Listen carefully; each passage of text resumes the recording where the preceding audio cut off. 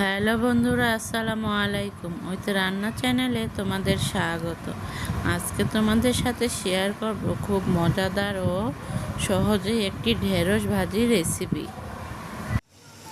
প্রথমে আমি এখানে 3 কেজি ঢেঁড়স 2-3 বার ভালো করে পানি দিয়ে পরিষ্কার করে ধুয়ে এইভাবে মিডিয়াম সাইজের টুকরো করে কেটে নিয়েছি। এখন ঢেঁড়সটাকে ভাজি করে নেওয়ার জন্য চুলায় একটি কড়াই বসিয়ে দিয়েছি।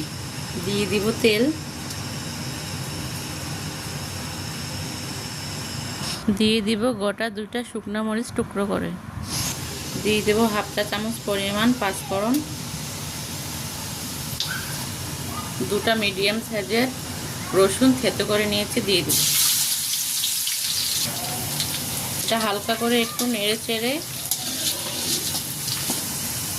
এখন দিয়ে দেব পেঁয়াজ কুচি আর দিয়ে দেব কাঁচামরিচ কুচি। পেঁয়াজ আর কাঁচামরিচের কাঁচা গন্ধটা যাওয়া পর্যন্ত এটাকে একটু ভেজে নেব।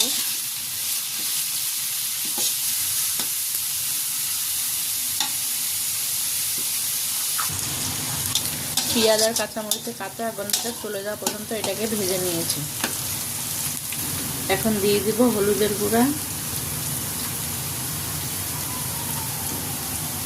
স্বাদ মতো লবণ। হলুদের গুঁড়া আর লবণটাকে ভালো করে নেড়ে চেড়ে মিশিয়ে নেব।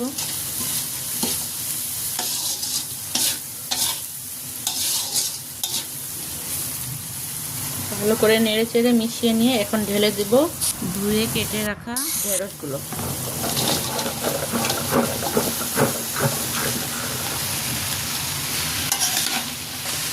এখন ঢেঁড়সগুলোকে মশলাগুলোর সাথে ভালো করে মিশিয়ে নেব।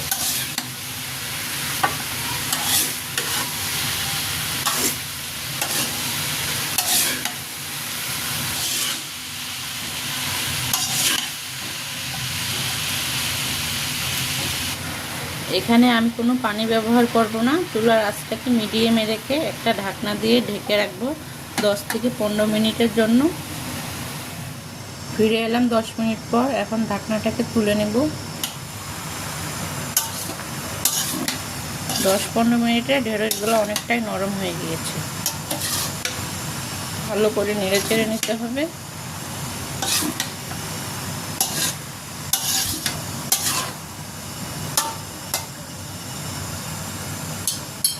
এখন আবার ঢেকে দেবো 5 থেকে 6 মিনিটের জন্য। এখন 5-6 মিনিট পর ঢাকনাটাকে তুলে নেব। ঢাকনাটা উঠিয়ে ঢেঁড়সটাকে ভালো করে নেড়ে চেড়ে নেব। ঢেঁড়স ভাজিটা একটু বিজলা বিজলা হয়ে গিয়েছে। চুলার আঁচ মিডিয়ামে রেখে আমি ভাজিটাকে এভাবে হালকা হালকা নেড়ে দিয়ে ভাজা ভাজা করে নিলে এই বিজলা ভাবটা চলে যাবে। এভাবে কিছুক্ষণ পর পর হালকা করে ভাজিটাকে নেড়ে নেব। এইভাবে প্রায় 10 থেকে 15 মিনিট আমি মিডিয়াম আঁচে ভাজিটাকে ভালো করে ভাজা ভাজা করে নিয়েছি। ভাজিটার মধ্যে একটা বিজলা ভাব এসেছিল, সেটা অনেকটাই কমে গিয়েছে। ঢেঁড়সগুলো ভালো করে সিদ্ধ হয়ে গিয়েছে। থেকে তেলগুলো ছেড়ে দিয়েছে। এখন ভাজিটা আমাদের একদম রেডি। বন্ধুরা, তৈরি হয়ে গেল আমাদের খুব সহজে ও মজাদার ঢেঁড়স ভাজি রেসিপি। আশা করছি রেসিপিটা ভালো লাগবে। ভালো লাগলে অবশ্যই বাসায় ট্রাই করবে। আজ তবে এখানেই শেষ করছি। ভালো থেকো, সুস্থ থেকো।